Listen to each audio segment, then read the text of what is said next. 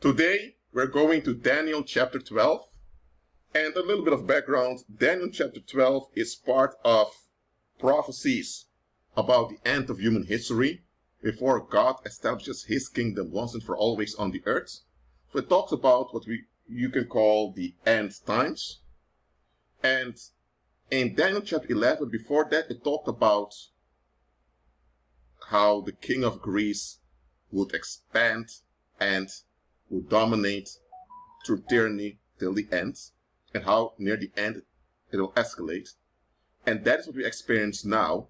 We have this Greco-Roman system that we're living under via the West that oppresses the world's population. And before that passes away, there's going to be one big escalation. Here's what it comes down to. The Most High made a promise to Abraham that his descendants will inherit the earth and that through his descendants the human population will be blessed. From the nation that came forth from Abraham, the Most High selected the tribe of Judah as the heir. And Christ himself was a Judean during his lifetime on the earth. The tribe of Judah would be scattered as was promised in the Old Testament era. And through this scattering, God would glorify himself. And when Christ returns, the Most High will gather the scattered tribe of Judah and other tribes of Israel back unto himself at the resurrection. And everyone from Israel that's born again will be joined with believers from all the other ethnicities from the earth as God's people. So God's plan is to use the tribe of Judah to bless the rest of the world. That doesn't mean that everyone that's from Judean descent is automatically saved. It just means that God has a special purpose for people from that ethnic group. So Satan has fought the tribe of Judah throughout history. The catalyst, or better said, the escalation of this came during the transatlantic slave trade, when the Judean ethnicities that resided in Western Africa were shipped around, and in the 1600s it became a genocidal program to exterminate the tribe of Judah once and for always. It failed, and the Most High used it to scatter the Judeans all over the earth, and now you have many ethnicities that are descended from Judah. That was God's plan all along. So, now that the Judeans are spread all around, God is continuing his plan.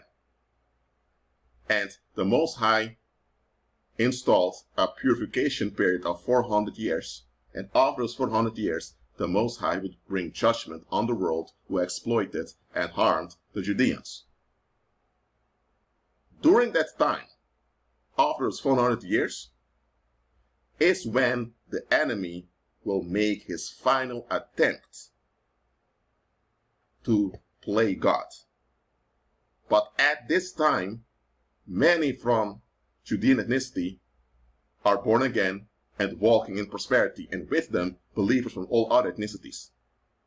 So, there will be another genocidal launch against Judeans, or better said, those of Judean descent. Judeans, or as we'll call them, Negroes or blacks, not talking about Africans, those are Hamites, they've been the laughingstock for a long time. That is to worship the image of Apollo, whom they call the white man. And when the Most High is raising up Judah again, it's then that the enemy will escalate completely. He will lose his mind completely against the Judeans. And on his way to exterminate Judah, he will ruin and destroy all the other ethnicities on the earth in his way. He will totally forget that those other ethnicities worship the image of his Nephilim son Apollo for centuries. He will turn on them to stop God's plan, knowing full well he can't win. During that time, the people from Judah, as well as believers that are walking by faith, will receive help from the heavens. Let's read this. And at that time, this is Daniel chapter 12, and at that time shall Michael stand up, the great prince, which standeth for the children of thy people.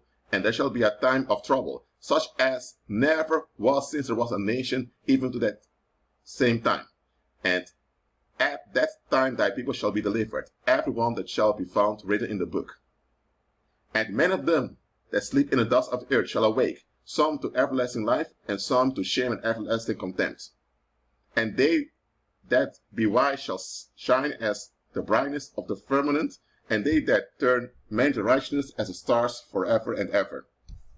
But thou, O Daniel, shut up the words and seal the book, if to the time of the end many shall run to and fro, and knowledge shall be increased. Okay. So what this makes plain is that right before Christ's second coming, and before the resurrection of the dead, there will be an escalation of anger from Satan like it was never before.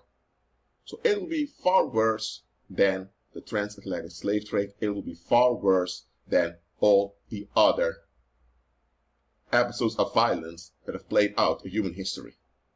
But during that time, those from the tribe of Judah and believers from all other ethnicities will have heavenly help from Michael. Michael is one of the heavenly kings that opposed Satan.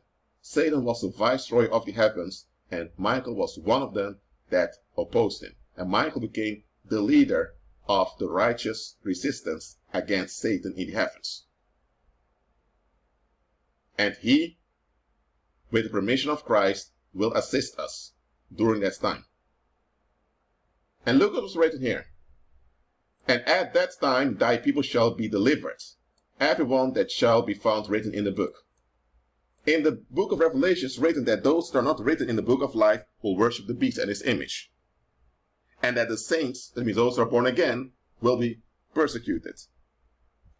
Here it's written that at that time thy people shall be delivered. So think about this. All that are born again and who are walking by faith, we will have deliverance from all the bad stuff that will happen on the earth. It doesn't mean that we won't be affected. It doesn't mean that we won't be victimized, but we will overcome despite it all. Even though many of us will be overcome by the violence. Because many of us are not well informed on how to walk by faith. So that is the end game that's playing out right now. That's why Hollywood produced that end game movie of those comic heroes, because it's predictive programming of what's about to take place. That's why you had the Black Panther movie that came out, also predictive programming, which symbolizes the not the resurrection, but the restoration of the tribe of Judah. But that restoration will not go unchallenged. The Great Tribulation is Satan's final, desperate and pathetic attempt to stop God's plan. And he will ruin and destroy everyone in his way. And that Nephilim son of his, Apollo, he will go crazy against believers too. So, if you're watching this, and you are from Judean ethnicity, realize that your Judean ethnicity is not a guarantee that you'll be delivered during the bad times that are coming. It's your faith in Christ that will deliver you. Judah is chosen by Christ as ethnicity to whom he will bless the earth. That's his purpose. That's your advantage as a Judean. But to benefit from this advantage, you must obey him, the Lord. But many Judeans are reprobates, and they also worship the beast. So just your Judean descent will not matter if you're not in agreement with the one that selected you as the chosen tribe. So, about the Great Tribulation, as I mentioned before, it's Satan's desperate final attempt to hinder and stop God's plan, and it will backfire and will be very ugly for the world. And when all that escalation is going on, and when Michael and the holy angels are battling on behalf of believers, because we'll be under attack day and night, the world population will be losing their minds and exploding here and there, like never before. When all that is happening, suddenly Christ will shut down the sunlight, shut down the light from the stars, and he will cause an earthquake like never before, and he'll come down with a very loud shout of joy, commanding the dead to resurrect. He'll return home to the earth in absolute joy, and everyone will experience his absolute joy. Everyone, including those that crucified him. So, believers, whether you're from Judean descent or not, doesn't matter. It matters you are a believer. Keep walking by faith and align yourself with God's plan. Be at peace.